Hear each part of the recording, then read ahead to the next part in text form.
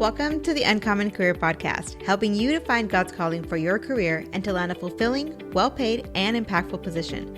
Join me each week for practical guidance, career motivation, and biblical insight based on Christian values. Hey friends, we are back, and today we're talking to a former Army Ranger turned corporate leadership coach with 21 years of experience, and he's going to talk to us about the deprogramming necessary for a meaningful work environment. He's going to share how leaders can help tired team members reach their potential, how to identify a real and true toxic leader, and he also shares a story about how hatred for the Lord turned into a God-ordained love story. And of course, his thoughts on being a servant leader and on hearing God's call for this next season of his life. If you're a new leader, a small business, or a large corporation in need of team building and professional relationship skills, stick around because you may just want to hear what Stephen Jarvis Morris has to say. All right, Stephen, it's good to have you. How are you doing today? I am fantastic, Patricia, and I'm so excited to be here. How are you? I'm doing really good. I'm excited to have you here too. I was checking out your website. I was taking a look at everything, and it's just awesome. It's really good to see people focused on leadership and especially bringing leadership principles to the marketplace where they really should be the strongest. And sometimes we need to see some of that leadership come up. So I just wanted to start the conversation by just asking you what you do. Tell the listeners about Renowned Leadership. So basically, what I do is I train, coach, and mentor leadership in individuals. I also will work on the corporate level and reviewing and helping revise management training programs and employee retention programs. But the biggest thing I focus on is the individual. And, leadership is one, we're all called to be leaders. I don't care if you're a stay-at-home mom or whatever. I believe that every single human being on this planet needs to be a leader and that everyone has influence. It just depends on how you use that influence. So I want to help people focus that influence so they can get the most impact out of it. Mm-hmm. And if we want to change the world, that's the only way we're going to do it is through leadership. And God gives us the blueprint of what a good leader looks like. So if Yeah. we just follow that blueprint that he's laid out for us in the Bible, then we're going to succeed, and that's the only way I can see us changing the world. You mentioned leadership and pulling principles from the Bible. You also mentioned employee retention programs. Tell me what you see as happening in the workforce, in the corporate workforce right now that needs attention. Employee retention, I think the biggest problem. So back in the 1950s, when our parents were kids or our grandparents were working, work was a family atmosphere.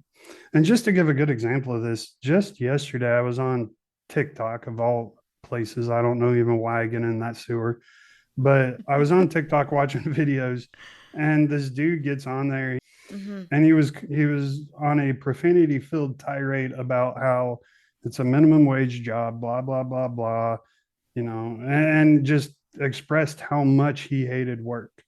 And then, so there, I just paused the video. I didn't even want to listen to him anymore. I watched like 30 seconds of it. And so I went into the comments and saw how many people agreed with him. He had, I want to say, about 10,000 comments. Mm-hmm. And I didn't find anyone that disagreed with him. And that made me so sad because this should be family. Why shouldn't it be family? When I was in the Army, I spent I spent years with these guys compared to months that I spent with my family. Mm-hmm. So, I mean, how is that not my family? Right? Like I have my Yeah. family, but then these people that I spend the vast majority of my time with, shouldn't they be your family too? Yeah. So it's heartbreaking to me that is the situation, and I feel like that's the situation everywhere. No one feels like they're truly a part of a family, and I think that's because corporations have corporatized the family slogan, if you will. I just did air Mm-hmm. quotes for listeners, like they've corporatized the family, so it doesn't feel genuine and it doesn't feel realistic anymore. the employees don't feel like they care, they don't feel like they matter, and they don't feel like they have a voice. Mm-hmm. So when you work for a place where that's the situation, of course you're not going to be happy, and of course you're constantly going to be looking for something better. If your employees are Mm. constantly looking for something better, it's Yeah. just a giant circle of life, basically, Yeah. where you get new employees, they work for 6 months and then they quit. And when you get into that cycle, there absolutely is no camaraderie within your organization, and it's a very hard slump to get out of. Yeah, no, and it's happening, right? It's been happening for a long time, but this pandemic brought everything to this like what is it? Like the great resignation and all of that. And so, when someone's leaving an organization where they're just not happy, be it whatever organization it is, because it's happening across the board, what do you think, in your opinion, and as a leadership coach and someone who can go in and change this and turn this around, what would you do to go into a company and say, okay, we need to make some changes? What are some things you would recommend? Well, the first thing is we get rid of the corporatization of basically everything. Look, have you ever worked for a company and they had the employee of the month thing and everybody got around and fake clapped and fake Yes. smiled and fake cheered and fake pretend to be happy for you? It felt fake, right? You know And the why? pictures on the Yeah, frame yeah, and on the yeah. wall. Yeah, yeah, yeah. Totally fake. Why does it feel fake? Well, I Because it think if it's not is. genuine, right? Like in some places it might be genuine, but I think a lot of times it's just the thing that has to be done. Like they Right, gotta because it's pick corporate. someone. And it ends up being sometimes the same person. I don't know if you've noticed. Sometimes it's the same person like over and over. But the problem, and that's the problem, is it's the corporate mandating it. So when Mm, something is mandated, that takes the genuineness away from it. yeah. So when the corporate says, "Hey, walk in and smile," so Amazon, and again, I'm not trying to bag on Amazon. Amazon is a great company, Mm-hmm. but one of their big things is you're for their managers, they always have to be positive. Like they coach their managers to always be positive, which is a great thing to do, except when it's not genuine. If it's not Mm, real, if they're faking being positive, if they're faking that smile on their face, we can tell when someone's genuine or not. mm, So, and that just goes to destroy the structure and the trust in the organization. Because if do you trust? Like if you go onto some website and you're like, oh, this is a cool product, and then you look around a little bit and you're like, oh, I don't know if I trust this. Are you yeah. going to buy it? No, because you don't trust it. If you don't trust your organization, you're not going to feel safe. If you don't feel safe, why would you want to work there? Yeah. So, So how do you well, like you just kind of blew my mind right now. So there's this idea that hey, you should be positive, you should recognize people. How do you bring that positivity and that recognition and that family feel when it's like it shouldn't come from corporate? It should be like a natural, genuine thing. Like, how do you foster that organically? it all comes to your leadership. It all comes to training. And that's the biggest drawback I see in the corporate world right now. We take college students out of college. Mm-hmm. We give them a job. They excel at their job. Why do they excel at their job? Because they just spent 4, 6, 8 years learning how to do their job, Mm-hmm. and they're straight from that course, so it's fresh in their minds. Of course, they're going to excel more than likely. But did they get any leadership training while they were in college? Did they get any Mm-hmm. leadership training while they were in high school? Are they going to get leadership training at work? Probably some, but Mm-hmm. again, it's corporate. It's corporate mandated, so it's a check the block thing Yeah. rather than a genuine let me mentor you from a leader that's been around for 20 years. So Mm-hmm. it's not, again, it comes back to all being genuine, and it's not genuine. So whenever excuse me, whenever you have this ungenuine feel to everything, what you have to do is you have to train your leaders like, look, one, don't overuse good job. You mentioned COVID. One of my biggest pet peeves, and you might look, if y'all hate what I'm about to say, my email address is sjmorris@renownedleadership.com. Email me, leave Patricia alone, because I'm probably going to tick Oh, you here we off. go. Here we go. But look, all after during this pandemic, all you see are signs of, doctor's offices or whatever says heroes work here. Now, look, Mm, nurses are and doctors are great. They do an amazing job. They're incredibly skilled. I love what they do. I have no mm-hmm, problem against it. But doing your job doesn't make you a hero. A mm, firefighter running into a burning building does not make him a hero. He's doing his job. He gets paid to run into that burning building. Doesn't make him a hero.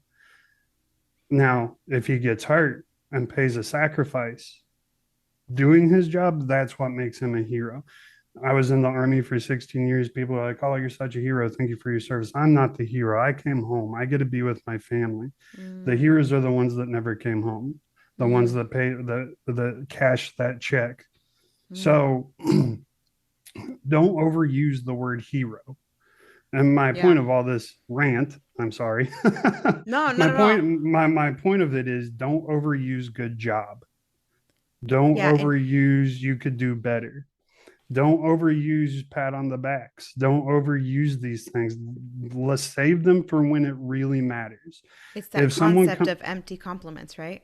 right, if someone comes to work and does their job, then you say, "Hey, thanks for doing your job today." Mm, If you feel like you need to say anything, just, "Hey, thanks for doing your job today." That's it. They did yeah. they excel? No. Did they do subpar? No. They just did their job. Thanks for doing that. Thanks for Mm-hmm. doing what I pay you to do. Mm. I would, me personally, as a leader, I wouldn't do that. I wouldn't say that. But I mean, So it's like uh, truth and honesty is genuine. Like right. coming from a place And of truth and honesty as opposed to just like those empty, you know what? I don't know. In PE, we used to always get, the stars. And even, you know what I'm talking about, right? I would always get the green star and then I would erase it so it would turn silver. And I'd be like, look, I got second place. But, the point is like everyone got a star. I didn't do anything. I did nothing. And everyone's like, gold star. And I'm like, that cheapens like the actual accomplishments of people who have done something. And so I can see what you mean by it becomes like disingenuine. right. And that's really what it comes down to. We have to train our leaders. We have Mm, to train them to think differently. Especially in the corporate world, because as kids this day and age, we're taught that, and it was starting whenever you and I were going through school, mm-hmm. not so much, but it's in full swing now of everybody gets a trophy, like you were saying. That's Everybody true. does a good job. Mm-hmm. That's all fine and great until you get into the real world, and corporate don't give a crap. If you Yeah, do a they need bad you to do your job, job. yeah, if you do a bad job, you get fired. There is no second place. Like, it's either you do your job or you get fired. Yeah. And so, we kind of set our young leaders up for failure in that regard. So we kind of got to deprogram them and be like, look, not everybody does a good job. Not Mm-hmm. everybody is meeting their standard. Mm-hmm. Not everybody is working to their best potential. Those people don't get recognized for doing subpar work. People that just do their job don't get recognized for doing a great job when they're just doing their job. So we Mm-hmm. have to deprogram it and make it more genuine, in my opinion. No, Again, and I all think hate that's, mail to me. but I think it's true that like being honest, is what creates that genuine peace, which I think is a huge step. So that's like our first strategy is like be honest in your compliments, and not everything deserves a compliment, so that the things that do deserve a compliment are actually meaningful. And so let's say you've got that employee, because I like have seen it. I've been that employee where you're just like in a rut. So you're in a rut, and you're probably in a rut because, your team reflects its leader. And so sometimes if you have that where it's like as a leader, you're constantly creating this environment where everyone gets a trophy and there's no differentiation between the employee that is needs to be recognized and appreciated for going above and beyond and the employee who's doing the bare minimum. And if you're that employee and you're like, what, I'm just in a rut. I'm not motivated. I'm not, there's a time where it's time to move on positions, but there's also that time where it's like, okay, something needs to change and then we'd be fine, right? What do you tell that employee who's in a rut? Like, is there a way that they can manage upwards? You know what I'm talking about? Like manage their manager or somehow bring that to light? Hmm. So employees are a little bit different than leaders. Like, Hmm. I was all prepared to answer that from the leadership Oh, perspective, well, tell not the me from the employee leadership perspective. perspective. So, from a leadership perspective, the first thing you have to recognize is can you have to understand is it can this employee improve? Hmm. And you have to be 100% honest and non-biased because if you've had confrontations with this employee before, your automatic bias is going to be no, this employee needs to go. But that's not always the case. Like Yeah. just because you're having issues with this employee, they could be a great employee. So first thing you have to do is understand can they improve, and if they can, then you need to take steps to improve, help them improve. Hmm. And it just depends on the situation. It could be Yeah. simply mentoring, or a big one I Yes. see: are they bored? Do they need more responsibility? Do they need They're more probably the challenge? best employee, and you're just not Right. actually challenging them in the right way. Yeah. Exactly. Do another big one I hear is they don't feel like they have a voice. They don't feel like they're heard, and they don't feel like they matter. Yeah. If you have those three things, yeah, they're of course they're not going to be good employees. Why would they?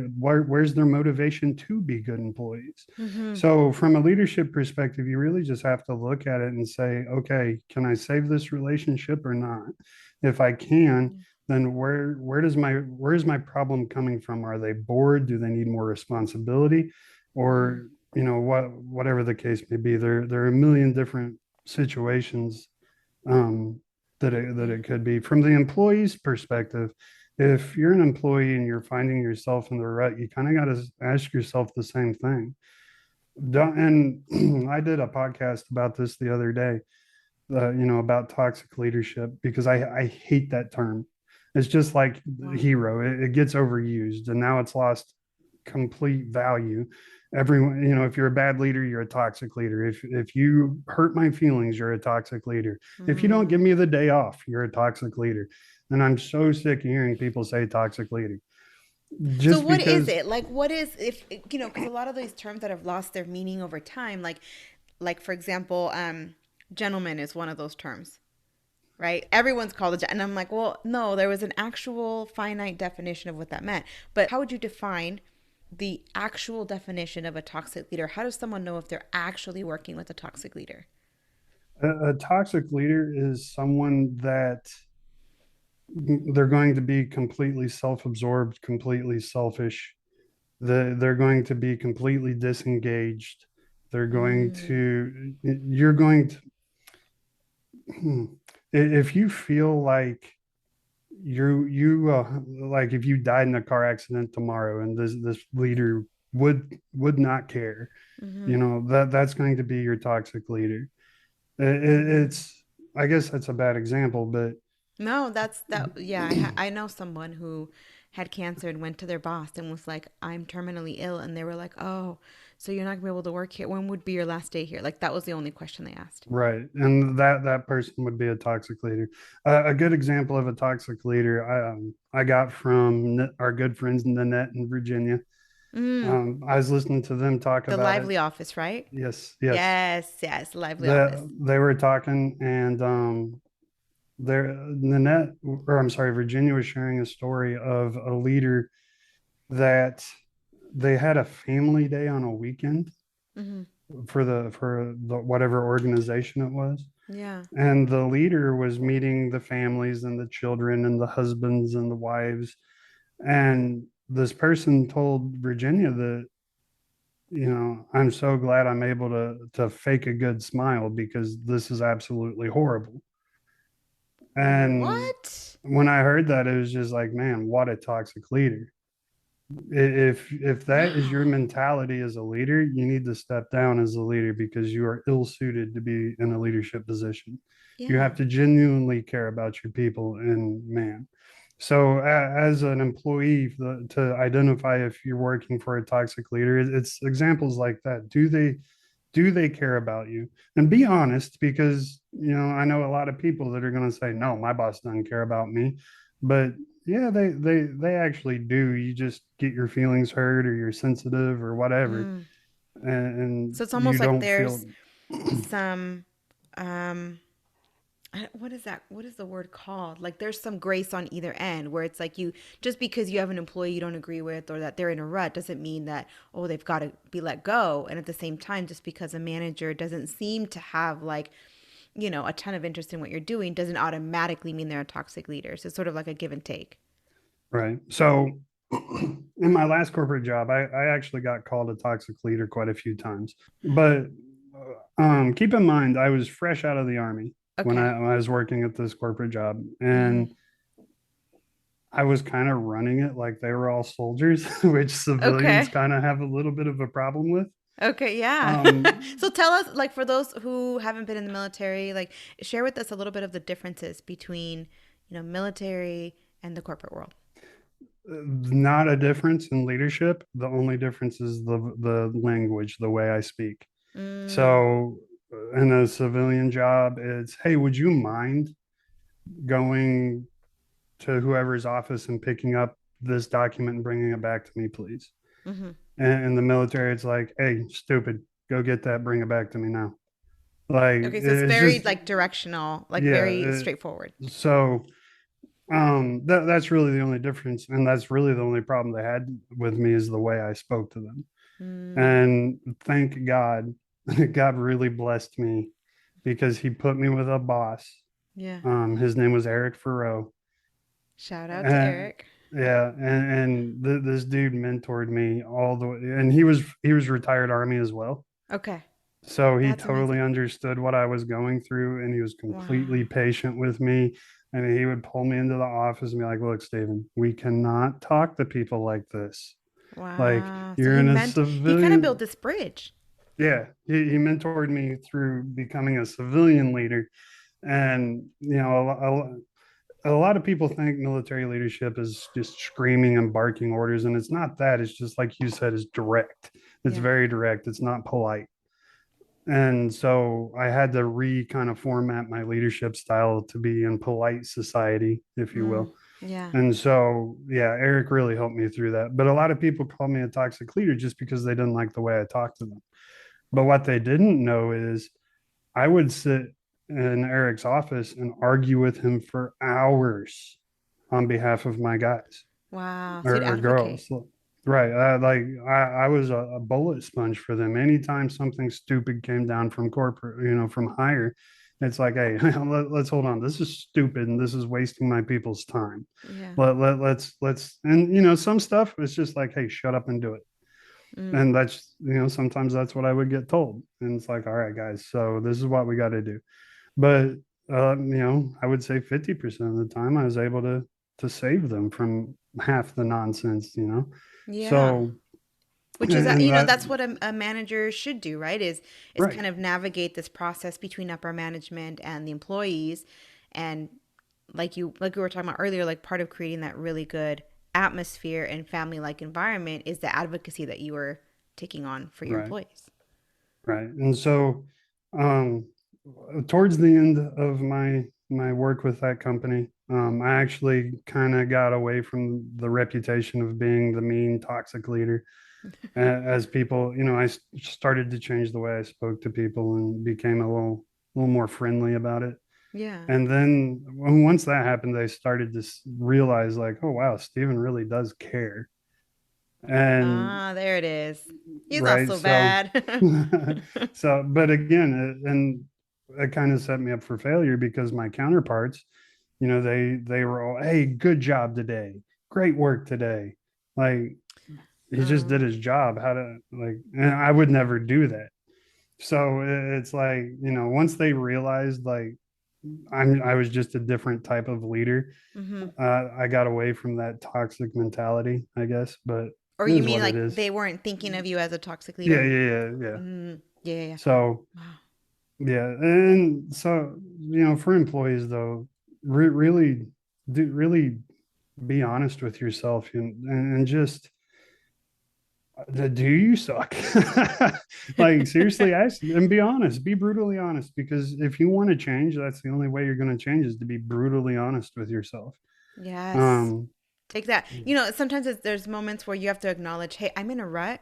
So let me take responsibility for the outcome and for my actions and things, and right, try and get out of that rut. Interesting. Wow. So I wanna kind of like switch gears because you've Oh, got an incredible story. And I think it's awesome to hear where your leadership perspectives come from. But it's also important to like understand where they come from, like understand kind of how everything came about. And so tell me a little bit about your time. You mentioned earlier when we talked, you mentioned that you were an Army Ranger. And then, so walk us through your journey from where you started and then how you got to the leadership and it kind of, paint that story for us. so yeah, the first thing you need to understand is I was raised in a very Christian home. Mm. Growing up. I was homeschooled until I was in the sixth grade. The music I listened to was Keith Green, Don Francisco, Phil Driscoll, like all these old school Christian artists. Yeah. Yeah. That's how I was raised. I only got to watch an hour of TV No every day. Metallica or No, no, no, no. So my upbringing was, and I was committed like to hmm Jesus as a kid. hmm So then I joined the army and 9/11 happened and war ensued. And after seeing some of the craziness that I saw and going through some of the craziness that I went through, and I've had so many friends commit suicide that it's Mm. just insane, and watching what that does to their families. It's heartbreaking. Um, I didn't lose my faith. I believed in God and I believed in Jesus, but I kind of started to hate them. hmm It was like, well, how can you let these horrible atrocities, all the horrible things I would watch Iraqis or Afghanis do to each other, not just us doing to them or them doing to us, but doing horrible things to each other. It's their countrymen and they're still killing each other. And it was horrible to watch. And so I just developed this very keen hatred for God. And it Mm. got to the point to where my family wouldn't even try to talk to me about it anymore because they knew the more they pressed me, the more damage would be done to our relationship. So they just kind of let me be. And so that's pretty much how I lived my life. And then I got shot Oh shoot. three times. And Was this that while you were out on yeah, okay. I was in Afghanistan Okay. and almost died several times. And so after that, I couldn't serve in a combat environment anymore. So Okay. the Army put me with this leadership training program, and I got sent to Europe to teach our NATO allies about what in the Army we call it the NCO Corps. So you have commissioned officers and you have non-commissioned officers. Commissioned officers are generals, captains, majors, those guys. What Okay. their job is to plan and facilitate. So, and then a non-commissioned officer's job is to train and lead the mission. So Okay. officers plan the mission, facilitate the mission. Non-commissioned officers train the soldiers for the mission and then lead the mission. I see. And you were doing the training. So, so I was a non-commissioned officer, Okay. a sergeant first class, and the reason I tell you this is because the way the United States does it is very different than the rest of the world. The rest of the world, the officers are in charge of absolutely everything. Mm. Every soldier, like they're in charge of every little minute detail. In the U.S. military, the officers are in charge of some, and the non-commissioned officers are in charge of some. It's Okay. split, so all the responsibility doesn't fall on one person. And like non-commissioned officers, we have what we focus on. Officers have what they focus on, and then it comes together, and we work together to get the mission done. So the rest of the world, after watching us in Iraq and Afghanistan, seeing how our NCO Corps worked, they wanted to know a little bit more, so they started talking to the U.S. higher ups, and so they sent a team to just kind of go give them classes on this. So I got to be a part of that team, and it was absolutely amazing. Teaching leadership was one of the funnest things I've ever done in my life. And I really just I fell in love with it. And plus I had such great mentors in the military. Mm. Anyway, so fast forward, did that. Then after 16 years, it was time to get out. So I got out and I took a corporate job, and we already talked about how that went. It was rough at first. While I was at that job, I met my now wife, who is the most beautiful woman in the world. Yes. Yes, And yes, yes. do you want to do you want the whole story on that? Yes, can we? So I was sitting in the parking lot, getting ready to go into the office, and I see her for the first time and getting out of her car, and she's 5 foot tall, 100 pounds. And I was just like, man, she's the most beautiful woman I've ever seen in my life. And like drooling basically, watching her walk in. And like as she got into the building, I was like, you know what? Like, I'm just an average guy. She can have any guy she wants. I bet she's the most stuck up girl in the world. And so I just wrote her off completely and was like, I'm never even going to talk to her. And I decided to leave her alone. So a couple months later, she got Yeah. promoted to a position that didn't work for me, but I had to kind of work with on very few occasions. And so I was asking my buddy, like, who got that job? And he's like, I don't know. It's that Katerina girl. I'm like, who is that? He's like, you've seen her. I'm like, I ain't seen nobody Katerina.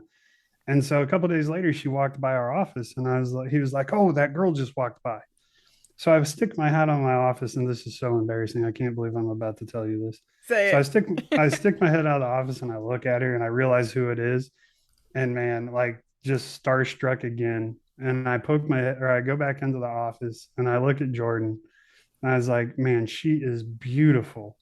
And he was like, yeah, she's okay. And I was like, dude, nah, she's beautiful, man.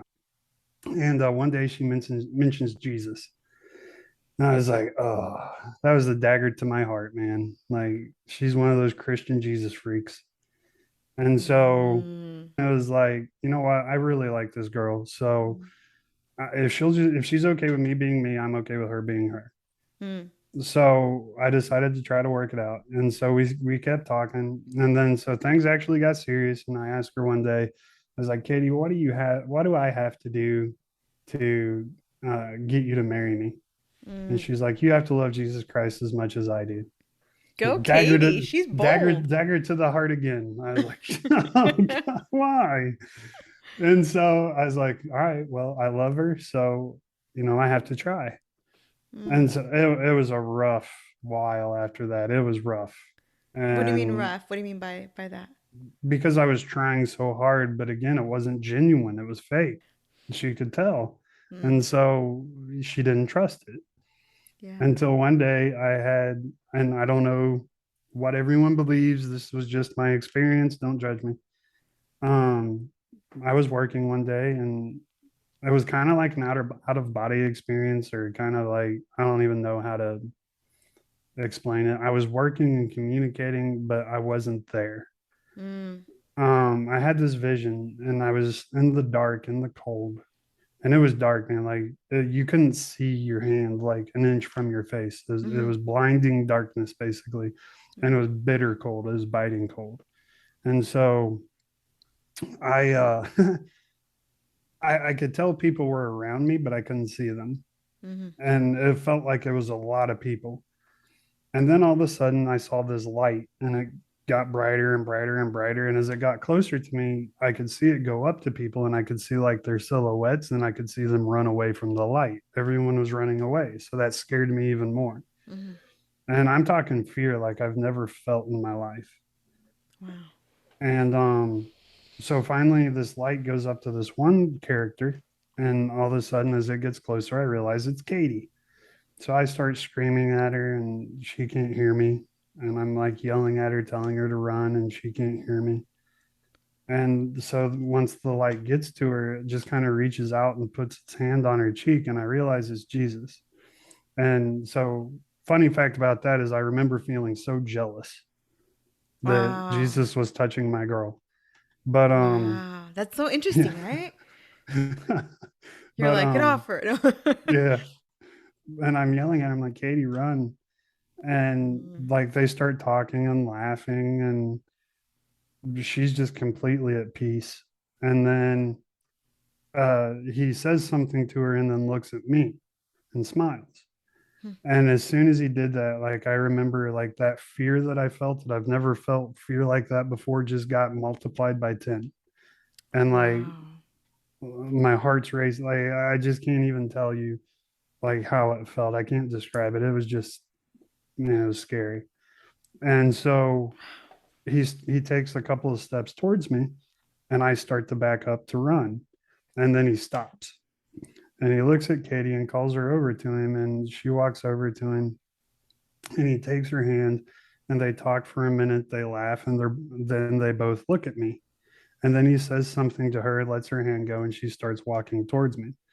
And so as she walks towards me, I realize that she is surrounded by light too, Mm-hmm. but it's a different light. Like it's blinding just like Jesus's light is, but it's not as blinding, I guess, is Mm-hmm. a way to describe it. It's just different. Yeah. And so she gets to me and she takes my hand and she's like, "It's okay, Stephen, don't be scared.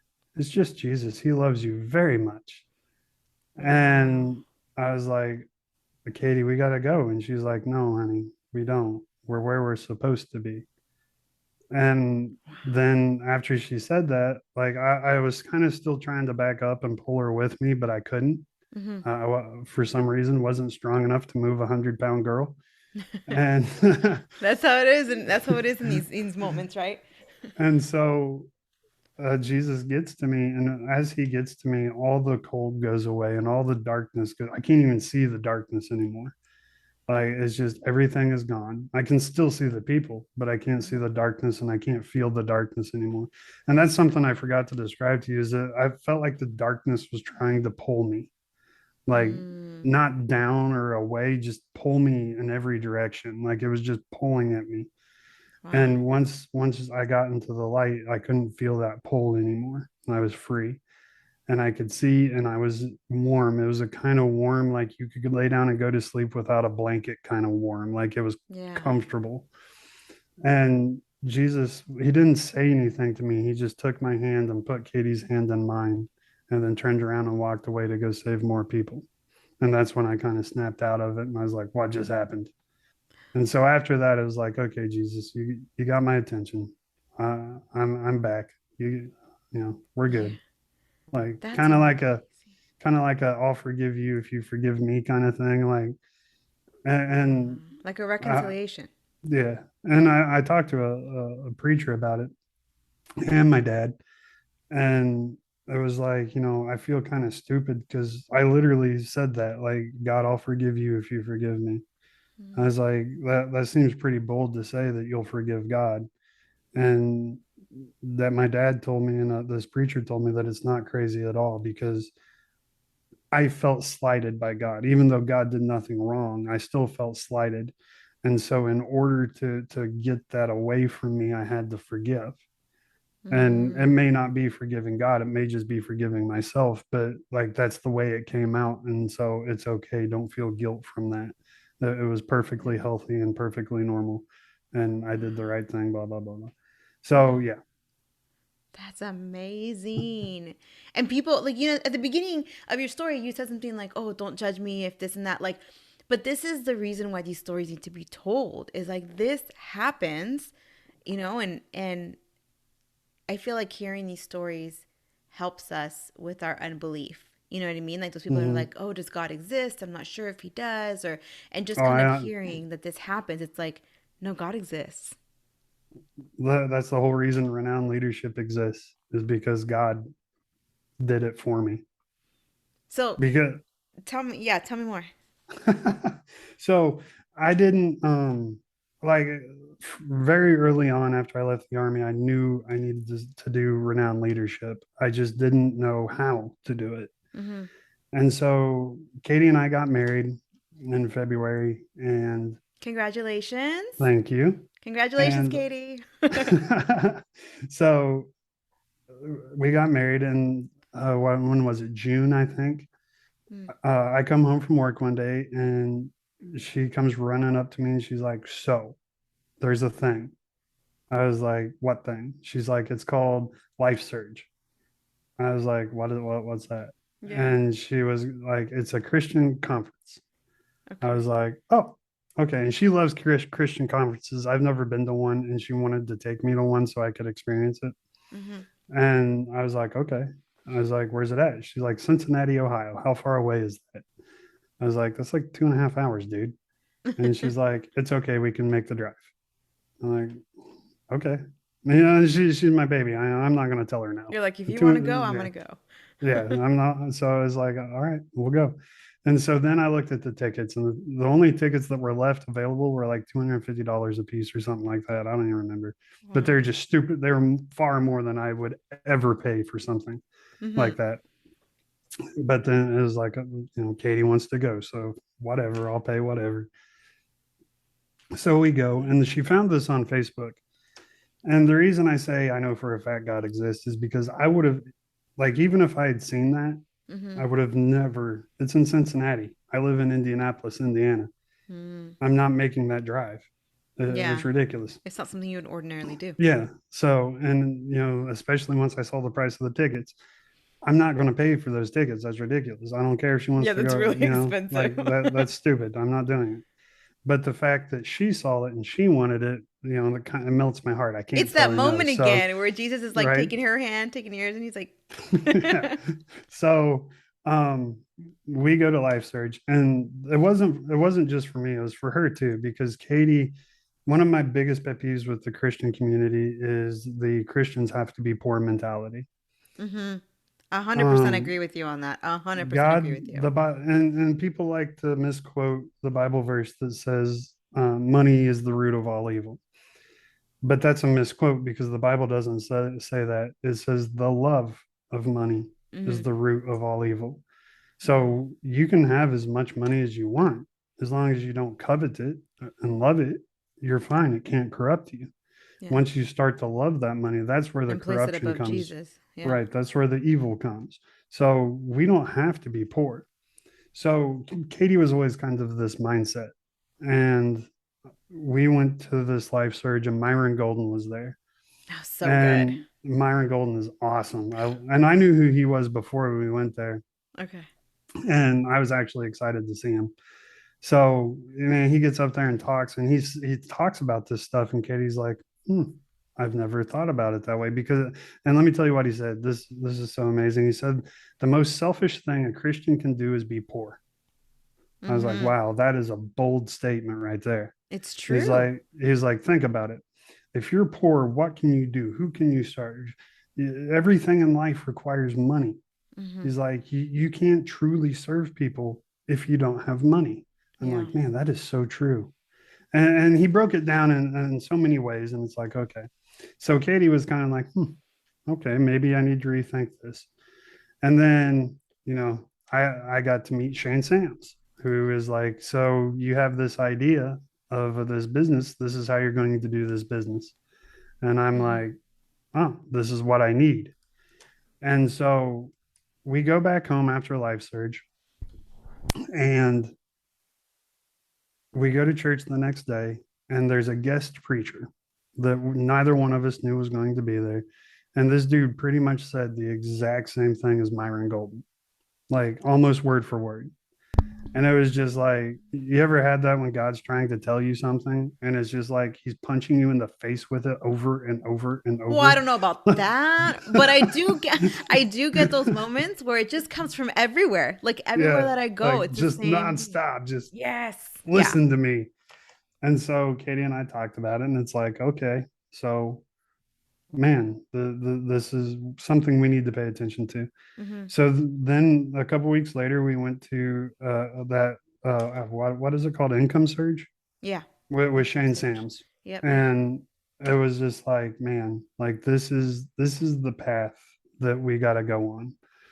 Mm. So, and again, none of this would have happened if I had seen the Facebook advertisement for Life Surge. We Yeah. would have never It had to gone. have been Katie. It had to have been her. Wow. And So like God took us there.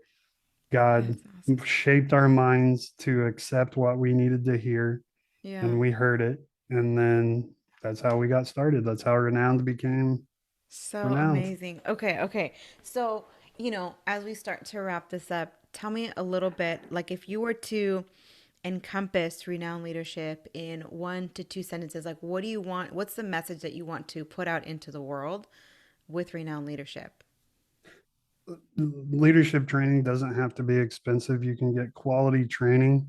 It may not be the amount of training you want, but you can still get quality training with us for an affordable price.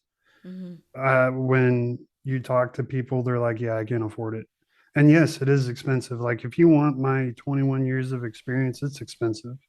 I won't Yeah. deny that, but there is still, God put it on my heart to help new leaders, and I know new leaders don't have a lot of money. So Mm, I've found a way to make it affordable. They still get plenty of value to continue to move up. For the new leaders, I focus on team building and building professional relationships, because those are the two most important things a new leader can do, is mm-hmm. build a solid team around them, and then build good, solid personal relationships with everybody within their organization and or team. So that's Awesome. what we really focus on with new leaders. I know that was a lot more than 2 sentences. I apologize. Yeah. No, no, no. I mean, I think it's still really important because whether you're a manager or an employee, you need those leadership skills either way. So I think that's awesome.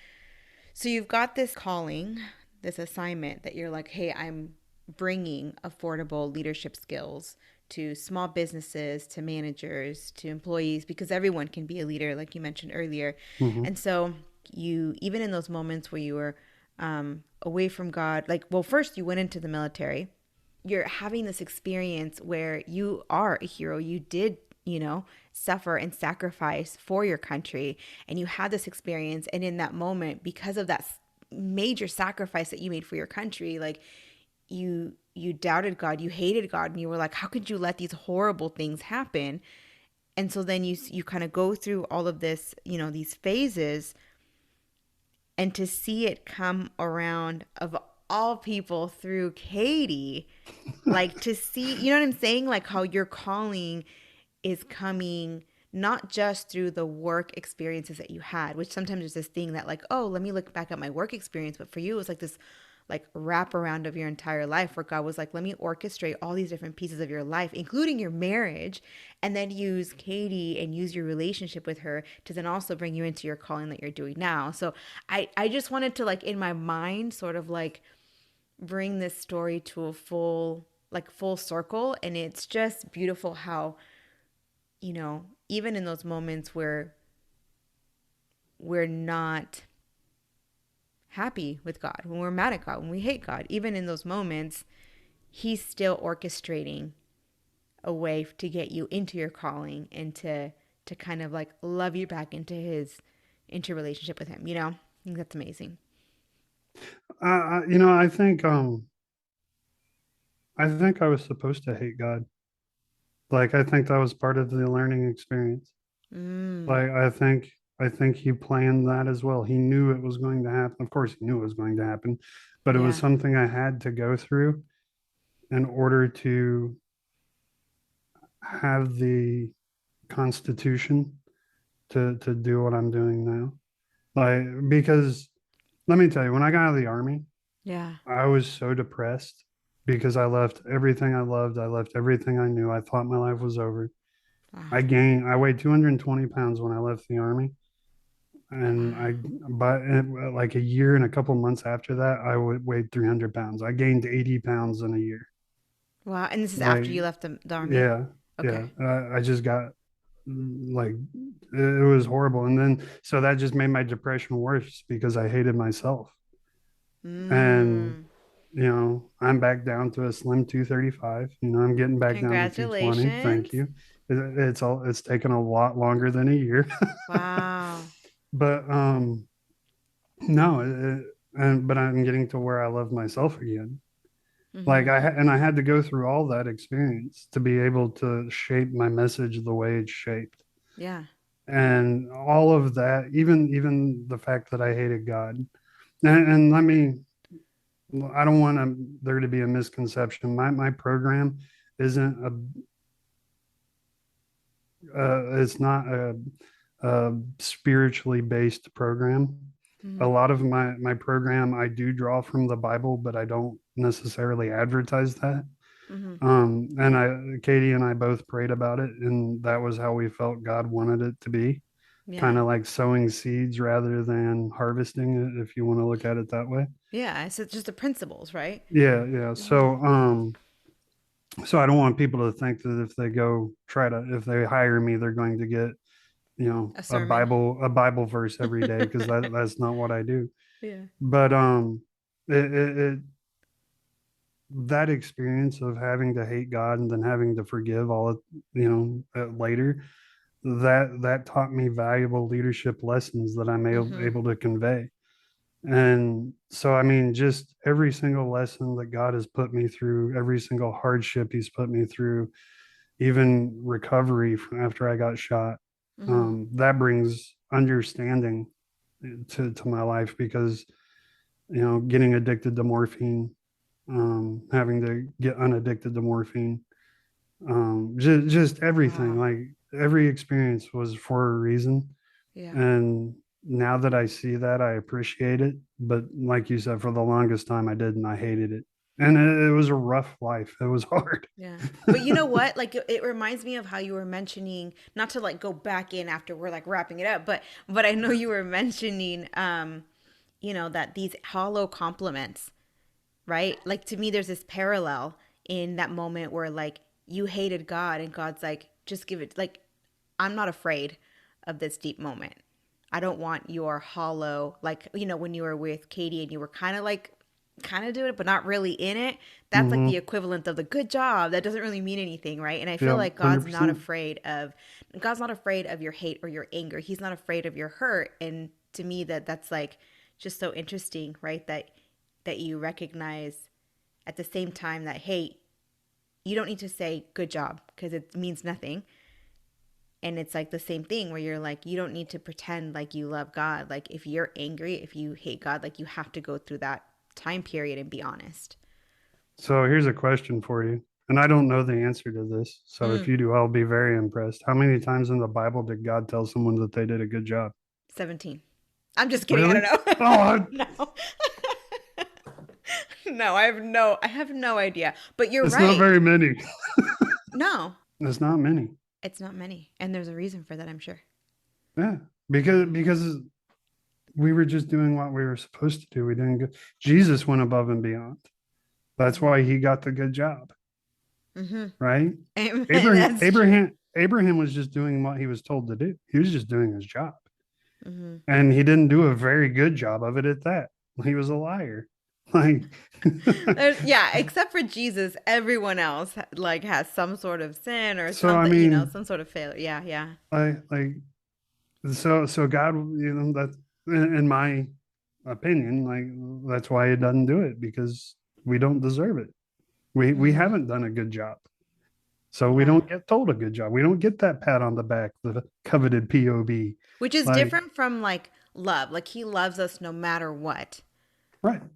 Because It. a leader loves his people. Mm-hmm. And it's funny especially when I'm in a corporate setting and I say that, like, you're a leader, you're a manager, do you love your people? I'm like, what? Like HR problem? Like, like, it's like, no, do you love your people? Mm-hmm. I'm like, well, I guess. Like, well, you should know, because a leader loves his people. Mm-hmm. Like every single soldier that served under me, I loved them. I would give my life for them. It's Every single servanthood. one, even if I didn't like them, Yeah. like there were plenty that I didn't like personally, but Mm-hmm. I loved them because they were my soldiers. Yeah. They were my people. That's a And servant so, leader. That's exactly right. what that is. And so if you don't love your people as a leader, like you need to do a heart check, because you should be loving your people.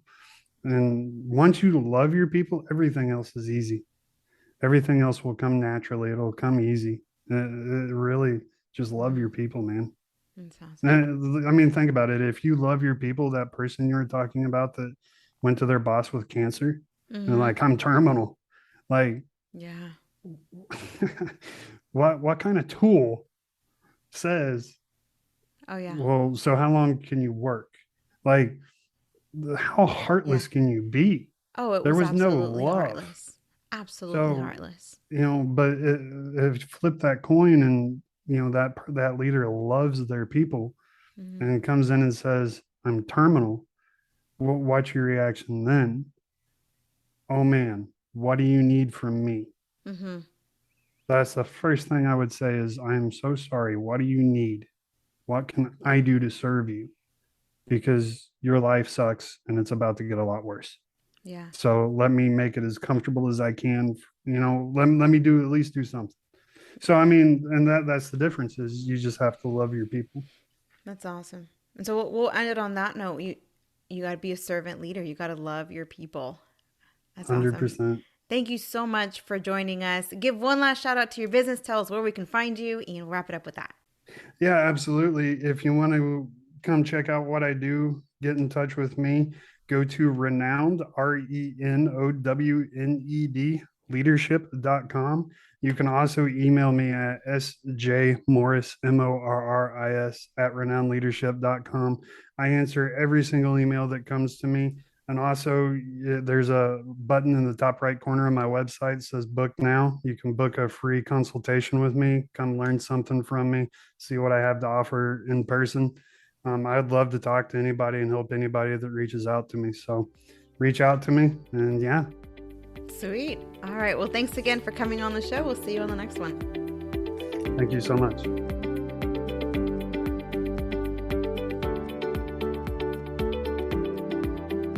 So, did you enjoy the episode? If you did, then head over to theuncommoncareer.com where you can listen to other episodes of the podcast, and you can also sign up for the Uncommon Hour. This is a preview of each week's podcast, a little bit of career guidance, a little bit of biblical principles, and of course, if there is a resource that comes along with the podcast episode or with anything else that I'm doing, you get it firsthand. So again, head over to theuncommoncareer.com and I'll see you there.